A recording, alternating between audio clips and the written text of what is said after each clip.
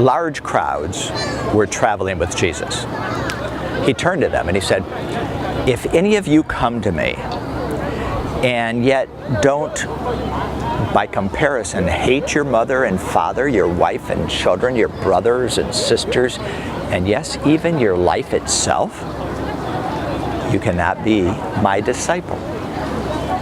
And if anyone comes to me and yet doesn't take up their cross and follow me, that person cannot be my disciple. Suppose you're going to build a tower. Wouldn't you sit down and first count the cost? Decide if you're going to be able to finish it? Otherwise, you may pour the foundation and not be able to finish that tower, and then everybody would make fun of you and they'd say, hey, there goes that guy who couldn't finish the building he started.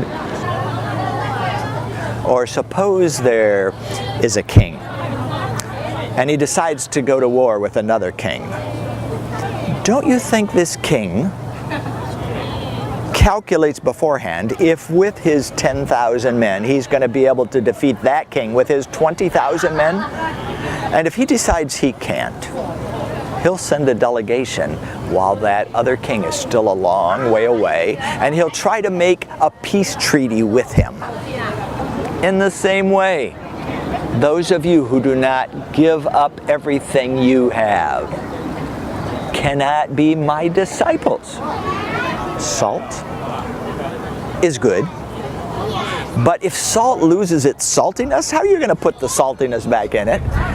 It's not good to be thrown on the fields, and it's not good to be thrown in the pile of manure. It's only good to be thrown out. If anyone has ears to hear this, listen up. And that's one small part of God's big story.